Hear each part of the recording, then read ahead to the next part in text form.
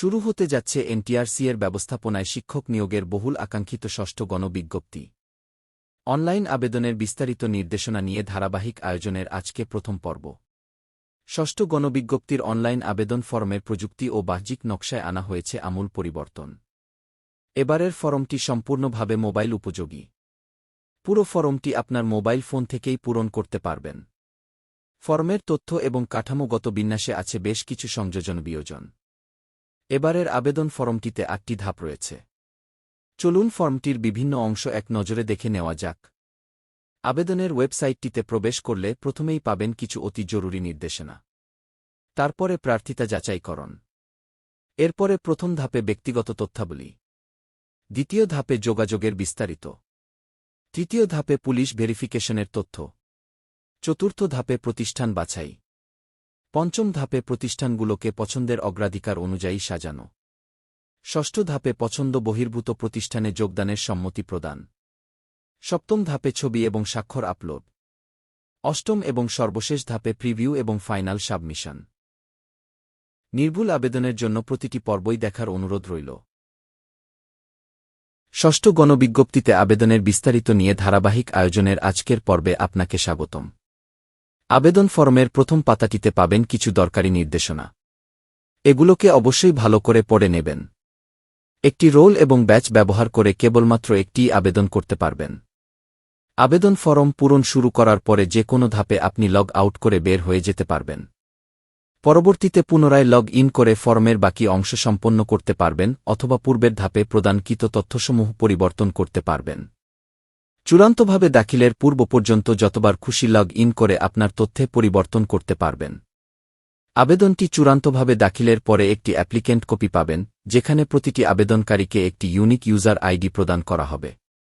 Applicant copy পাবার পর আবেদন ফর্মে আর কোনো পরিবর্তন, পরিমার্জন ও সংশোধন করা যাবে না। মূল ফরমে প্রবেশের পূর্বে আপনাকে ব্যাচ, রোল এবং জন্ম তারিখ যাচাই করে নিতে হবে। পরবর্তীতে লগ ইনের জন্য এই তথ্যগুলো সেভ করে রাখতে চাইলে রিমেম্বার মি চেকবক্সটিতে টিক দিয়ে রাখুন। তবে মনে রাখবেন, আপনি যদি কোনো কম্পিউটার দোকান বা অন্যের ডিভাইস থেকে ফরমটি পূরণ করেন, তাহলে অবশ্যই রিমেম্বার মি চেকবক্সটিতে টিক দিবেন না। উপরের তথ্যগুলো সঠিক হলে পরবর্তী ধাপে প্রবেশ করবেন। পরের পর্বে থাকছে প্রথম, দ্বিতীয় ও তৃতীয় ধাপ নিয়ে সম্মিলিত নির্দেশিকা। দেখার আমন্ত্রণ রইল। ধন্যবাদ। ষষ্ঠ গণবিজ্ঞপ্তিতে আবেদনের বিস্তারিত নিয়ে ধারাবাহিক আয়োজনের আজকের পর্বে আপনাকে স্বাগতম। ব্যক্তিগত তথ্যাবলী। আবেদন ফরমের প্রথম ধাপ এটি। প্রযোজ্য ক্ষেত্রে এখানে কিছু কিছু তথ্য পূরণকৃত অবস্থাতে পাবেন, এগুলো অপরিবর্তনীয়। তার মধ্যে রয়েছে প্রার্থীর নাম, পিতামাতার নাম, জন্ম তারিখ এবং জেন্ডার। যদি আপনার ক্ষেত্রে এগুলো ফাঁকা থাকে তাহলে তা পূরণ করুন। উপরে যে নোটিফিকেশনটি রয়েছে সেটি চাইলে আপনি বন্ধ করে দিতে পারেন। ডিসমিস বাটনে ক্লিক করলে এটি পরবর্তীতে আর প্রদর্শিত হবে না। শনাক্তকারী ডকুমেন্ট হিসেবে আপনার জাতীয় পরিচয়পত্রের নম্বরটি হাতের কাছে রাখুন। যাদের এটি নেই, তারা বিকল্প হিসেবে জন্মসনদ অথবা পাসপোর্ট নম্বর ব্যবহার করতে পারেন। বাকি যে তথ্যগুলো রয়েছে তা পূরণ করে নেক্সট বাটনে ক্লিক করুন। যোগাযোগের তথ্য। এটি দ্বিতীয় ধাপ। আপনার সাথে যোগাযোগের সকল তথ্য এখানে প্রদান করতে হবে। ইমেইল ঠিকানা বাধ্যতামূলক। যাদের এখনও এটি নেই, তারা অবশ্যই একটি ইমেইল ঠিকানা খুলে নেবেন। চয়েস বহির্ভূত প্রতিষ্ঠানে সুপারিশের ক্রাইটেরিয়াতে আপনার স্থায়ী জেলা এবং থানা ব্যবহৃত হবে। কাজেই স্থায়ী ঠিকানা লেখার সময় সতর্কতা অবলম্বন করুন। স্থায়ী ঠিকানার জেলা এবং থানা পুলিশ ভেরিফিকেশনের জন্য খুবই গুরুত্বপূর্ণ। ডিটেইল অ্যাড্রেস টেক্সট বক্সে আপনার বাসা নম্বর, রাস্তা নম্বর, গ্রাম, পাড়া, মহল্লা, ওয়ার্ড ইত্যাদি বিস্তারিত লিখুন। সম্ভব হলে পোস্ট কোড প্রদান করুন। তৃতীয় ধাপে রয়েছে পুলিশ ভেরিফিকেশন সম্পর্কিত তথ্য। এই ধাপটি এবারের নতুন সংযোজন। প্রাথমিক সুপারিশের জন্য মনোনীত হলে আপনার তথ্য বাংলাদেশ পুলিশের স্পেশাল ব্রাঞ্চ কর্তৃক যাচাই করা হবে। আপনার স্থায়ী ঠিকানা অনুযায়ী পুলিশ ভেরিফিকেশন এরিয়া নির্বাচন করুন। মেট্রোপলিটন এলাকার ক্ষেত্রে আপনার থানা অনুযায়ী জেলা নির্বাচন করুন। উদাহরণস্বরূপ, ঢাকার ক্ষেত্রে আপনি দুটো অপশন পাবেন। একটি ঢাকা মেট্রো এবং অন্যটি ঢাকা জেলা। যেটিতে আপনার স্থায়ী থানার নাম পাবেন সেটি নির্বাচন করুন। মনে রাখবেন, এখানে প্রদত্ত থানার নামটি অবশ্যই আপনার স্থায়ী ঠিকানার থানার নামের সাথে মিলতে হবে। পরবর্তী পর্বে থাকছে অতীব গুরুত্বপূর্ণ ধাপ, প্রতিষ্ঠান বাছাই করার খুঁটিনাটি। দেখার আমন্ত্রণ রইল। ধন্যবাদ। ষষ্ঠ গণবিজ্ঞপ্তিতে আবেদনের বিস্তারিত নিয়ে ধারাবাহিক আয়োজনের আজকের পর্বে আপনাকে স্বাগতম। প্রতিষ্ঠান বাছাইয়ের চতুর্থ ধাপটি এই আবেদনের একটি অন্যতম গুরুত্বপূর্ণ অংশ। এই পাতার সবচাইতে মূল্যবান ও তাৎপর্যবাহী যে নির্দেশনাটা মাথায় রাখতে হবে, তা হল শুধুমাত্র আপনার সনদের আওতাভুক্ত পদগুলোতেই আপনাকে আবেদন করতে হবে। তার বাইরে কোনো পদ নির্বাচন করলে তা বিবেচিত হবে না। এই পাতায় প্রবেশ করলে প্রথমেই পাবেন সার্চ প্যানেল। এখানে 6টি প্যারামিটার রয়েছে। কার্যকরী সার্চিংয়ের জন্য এই প্যারামিটারগুলো, বিশেষ করে অথরিটি, লেভেল এবং পোস্ট ক্যাটাগরি সম্পর্কে আপনার পরিষ্কার ধারণা থাকা বাঞ্ছনীয়। অথরিটি, লেভেল এবং পোস্ট ক্যাটাগরি সম্পর্কে বিস্তারিত বিবরণ পরবর্তী কোনো ভিডিওতে জানাতে চেষ্টা করব। এখানে আপনার বিষয়ের নাম প্রদর্শিত হবে। আপনার সার্টিফিকেটের সাথে এটি অবশ্যই মিলিয়ে নিবেন। এই সাবজেক্টের জন্য প্রাপ্ত শূন্য পদের চাহিদার উপর ভিত্তি করে অথরিটি, লেভেল, পোস্ট ক্যাটাগরি এবং পোস্ট প্যারামিটারের অপশনগুলো কম বা বেশি হতে পারে। সার্চ প্যারামিটারগুলো অপশনাল। কোনো প্যারামিটার ব্যবহার না করেও সার্চ করতে পারবেন। সেক্ষেত্রে আপনার বিষয়ভুক্ত সমস্ত শূন্য পদই প্রদর্শিত হবে। এটি রেজাল্ট প্যানেল। রেজাল্ট প্যানেলের হেডার অংশটির নাম পেজিনেশন। পেজিনেশন হচ্ছে একটি বড় তালিকাকে ছোট ছোট পৃষ্ঠা আকারে ভাগ করে দেখানোর একটি পদ্ধতি। এটি আপনাকে সহজে বিভিন্ন অংশ ঘুরে ঘুরে তথ্য দেখতে সাহায্য করবে। পেজিনেশন কম্পোনেন্টটি ফুটার অংশেও পাবেন। এই অংশটি থেকে জানতে পারবেন বর্তমানে কোন রেকর্ডগুলো দেখা যাচ্ছে এবং মোট কতটি রেকর্ড আছে। যেমন, এখানে ৩,৮৭৫টি রেকর্ডের মধ্যে ১ থেকে ২০ পর্যন্ত দেখানো হচ্ছে। নেক্সট বাটন ব্যবহার করে আপনি পরবর্তী ২০টি রেকর্ড দেখতে পারবেন। একইভাবে প্রিভিয়াস বাটনে ক্লিক করে আপনি পূর্ববর্তী ২০টি রেকর্ড দেখতে পারবেন। এই সংখ্যাগুলো তালিকার নির্দিষ্ট পৃষ্ঠা নম্বর নির্দেশ করে। আপনি যে পৃষ্ঠায় আছেন তা একটু ভিন্নভাবে আয়তাকার বক্স আকারে দেখতে পাবেন। এই সংখ্যাগুলোতে ক্লিক করে সরাসরি সেই পৃষ্ঠার রেকর্ড দেখতে পাবেন।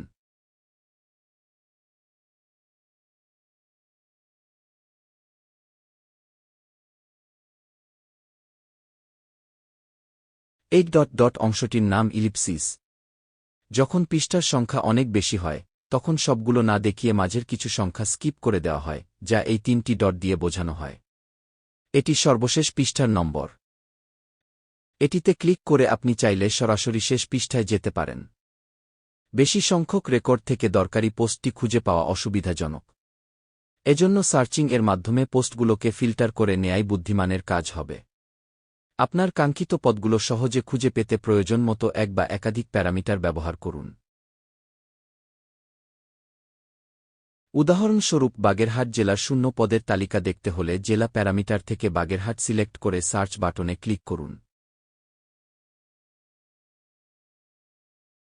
অথবা বগুড়া জেলার জুনিয়র সেকেন্ডারি স্কুল লেভেলের পোস্ট দেখতে চাইলে বগুড়া নির্বাচন করুন, তারপর লেভেল প্যারামিটার থেকে জুনিয়র সেকেন্ডারি স্কুল সিলেক্ট করে সার্চ করুন।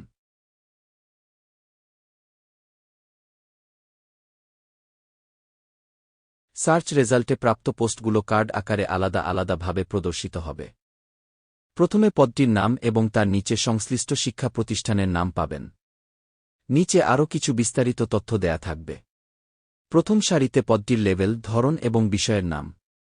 পদটি 3 ধরনের হতে পারে: জেনারেল, টেকনিক্যাল ও মাদ্রাসা। দ্বিতীয় সারিতে শিক্ষা প্রতিষ্ঠানটির 6 সংখ্যার এডুকেশনাল ইনস্টিটিউট আইডেন্টিফিকেশন নাম্বার বা ইআইএন, থানা ও জেলা এবং এটি যে অধিদপ্তরের অধীনস্থ তার নাম।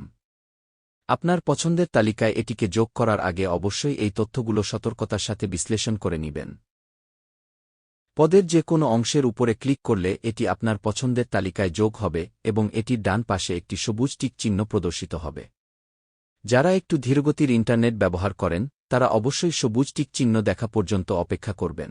সিলেক্টেড পোস্টে পুনরায় ক্লিক করলে সেটি পছন্দের তালিকা থেকে মুছে যাবে এবং সবুজ টিক চিহ্নটি অদৃশ্য হয়ে যাবে। আপনি সর্বোচ্চ 40টি পদ নির্বাচন করতে পারবেন। অবশ্যই আপনার সনদপত্র অনুযায়ী পদ নির্বাচন করবেন। অন্যথায় উক্ত পদের বিপরীতে আপনাকে প্রাথমিক সুপারিশের জন্য বিবেচনা করা হবে না। এবার নারী কোটা নেই, সবাই সব পদে আবেদন করতে পারবেন। তবে মেয়েদের প্রতিষ্ঠানে শারীরিক শিক্ষা বিষয়ক পদের জন্য প্রার্থীকে অবশ্যই মহিলা হতে হবে। পদ বাছাইয়ের পূর্বে জাতীয় মেধা তালিকায় আপনি কততম অবস্থানে আছেন তা নিশ্চিত হয়ে নিবেন। এটা জানতে পারলে আপনি একটা ধারণা করতে পারবেন যে কাঙ্ক্ষিত প্রতিষ্ঠানে আপনার সুপারিশ পাবার সম্ভাবনা কতখানি। সেটার উপরে ভিত্তি করে প্রতিষ্ঠান নির্বাচন করলে আপনার সম্ভাবনা বাড়বে। যে প্রতিষ্ঠানটি নির্বাচন করবেন তার সম্পর্কে খোঁজ খবর নিতে পারলে তা আপনার জন্যই ভালো হবে। তাড়াহুড়ো করার কিছু নেই। ধীরে সুস্থে 40টি পদ বাছাই করুন। একটি প্রতিষ্ঠানের গুণগত মান এবং জাতীয় মেধা তালিকা অনুযায়ী সেখানে আপনার সম্ভাব্যতা, এই দুটি বিষয় গভীরভাবে বিচার বিশ্লেষণ করে তারপর সেটিকে নির্বাচন করুন। যদি কোনো প্রতিষ্ঠানে একই পদ একাধিকবার থাকে তাহলে প্রতিটিকেই পছন্দের তালিকায় অন্তর্ভুক্ত করবেন। অন্যথায় সেটি শূন্য থাকলেও সুপারিশপ্রাপ্ত হবেন না।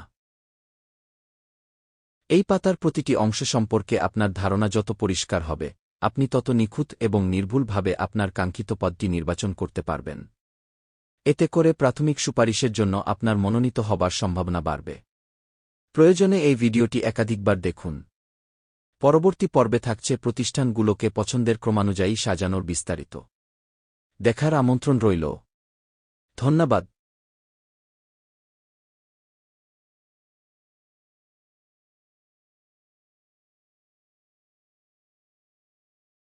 ষষ্ঠ গণবিজ্ঞপ্তিতে আবেদনের বিস্তারিত নিয়ে ধারাবাহিক আয়োজনের আজকের পর্বে আপনাকে স্বাগতম। পঞ্চম ধাপটি এই আবেদনের সর্বাপেক্ষা গুরুত্বপূর্ণ ধাপ। চতুর্থ ধাপে বাছাই করা পদগুলোকে এখানে দেখতে পাবেন। আপনার কাজ হল সেগুলোকে অগ্রাধিকারের ক্রম অনুযায়ী বিন্যস্ত করা। আপনাকে সিদ্ধান্ত নিতে হবে কোন পোস্টটিকে আপনি কততম অবস্থানে রাখবেন। বিষয়ভিত্তিক জাতীয় মেধা তালিকায় আপনার অবস্থান যদি উপরের দিকে থাকে তাহলে ভালো প্রতিষ্ঠানগুলোকে বেশি অগ্রাধিকার দিতে পারেন। তবে আপনার চাইতে বেশি নম্বরপ্রাপ্ত কোনো আবেদনকারী যদি আপনার বাছাইকৃত প্রতিষ্ঠানসমূহের কোনোটিতে সিলেকশন দিয়ে থাকে তাহলে সুপারিশ পাবার সম্ভাবনা আপনার চাইতে তার বেশি হবে। কাজেই আপনার এই আত্মবিশ্বাস থাকতে হবে যে এই পদগুলোতে আপনার নম্বর অন্যান্যদের চাইতে বেশি থাকবে।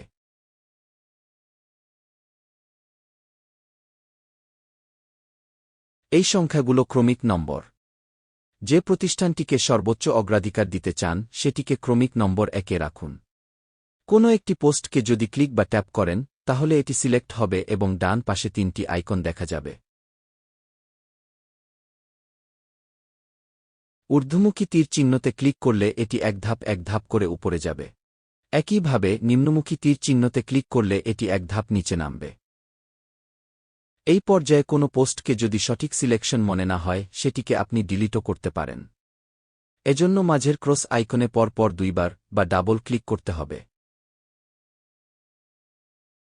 পূর্বের ধাপে ফেরত গিয়ে আবার নতুন একটি পোস্টকে পছন্দের তালিকায় যোগ করে নিতে পারেন। এখানে শুধুমাত্র পদটির নাম এবং প্রতিষ্ঠানের নাম দেখা যাচ্ছে। আপনি চাইলে নীল হ্যামবার্গার আইকনে ক্লিক করে সেটির বিস্তারিত দেখে নিতে পারেন। আবারও ক্লিক করলে বিস্তারিত অংশটি আড়াল হয়ে যাবে। এছাড়াও আপনি যদি কম্পিউটার বা ল্যাপটপ থেকে এই পাতাটিতে প্রবেশ করেন সেক্ষেত্রে মাউস দিয়ে ড্র্যাগ করে একটি পোস্টকে উপরে বা নিচে স্থানান্তর করতে পারেন। ড্র্যাগ করার পদ্ধতি হল মাউসের বাম বাটনে চাপ দিয়ে ধরে রেখে সেটিকে মুভ করা। তারপর বাটনটি রিলিজ করে দিন। এইভাবে আপনার পছন্দ অনুযায়ী পদগুলোকে সাজিয়ে নিন। এই কাজটি যথেষ্ট সময় নিয়ে চিন্তাভাবনা করে করবেন। এই সাজানোর উপরে অনেকাংশে নির্ভর করছে আপনার কাম্য প্রতিষ্ঠানে সুপারিশ পাবার সম্ভাবনা। এমন প্রতিষ্ঠানগুলো উপরের দিকে রাখুন যেখানে প্রতিযোগিতার সম্ভাবনা কম থাকবে। আশা করি পুরো বিষয়টি আপনার কাছে বোধগম্য হয়েছে। যারা কম্পিউটার বা ল্যাপটপ থেকে এই পাতায় প্রবেশ করবেন তারা পোস্টগুলিকে কলাম আকারে দেখতে পাবেন। এই বাটনে ক্লিক করে সেগুলোকে সারি অথবা পুনরায় কলাম আকারে প্রদর্শন করাতে পারেন। সাজানো ক্রমবিন্যাসটি এখনও কিন্তু ডেটাবেজে সেভ হয়নি। নেক্সট বাটনে ক্লিক করলে এটি সেভ হবে। চলুন সেভ করে নিই। পরবর্তী পর্ব দেখার আমন্ত্রণ রইল। ধন্যবাদ। ষষ্ঠ গণবিজ্ঞপ্তিতে আবেদনের বিস্তারিত নিয়ে ধারাবাহিক আয়োজনের আজকের পর্বে আপনাকে স্বাগতম। ষষ্ঠ ধাপটি এবারের নতুন সংযোজন। আপনার পছন্দকৃত 40টি পদের কোনো একটিতেও যদি সুপারিশপ্রাপ্ত না হন তারপরেও কিন্তু আপনার চাকুরি পাবার সম্ভাবনা আছে।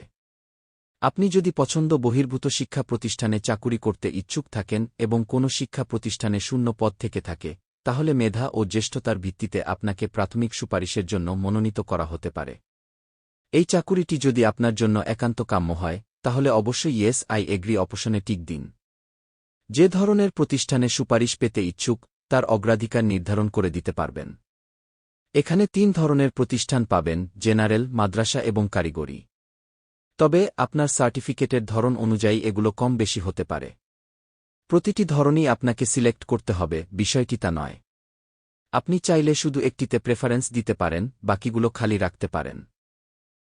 আবার 3টিতেই একই ধরনের প্রতিষ্ঠান সিলেক্ট করতে পারেন।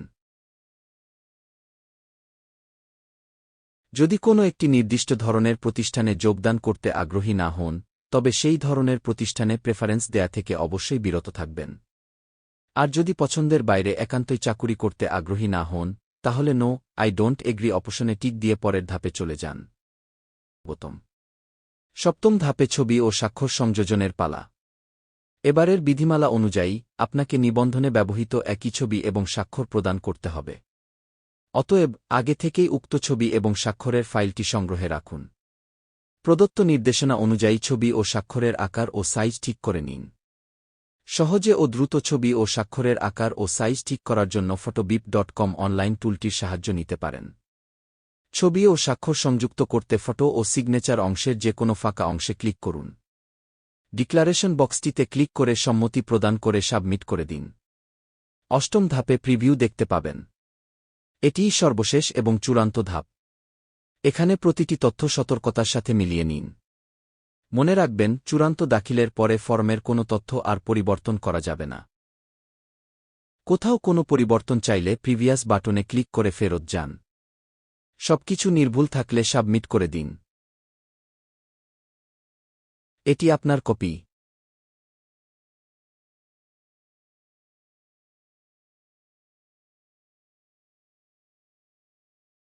পুলিশ ভেরিফিকেশন ফর্মটি আপাতত ডাউনলোড না করলেও চলবে।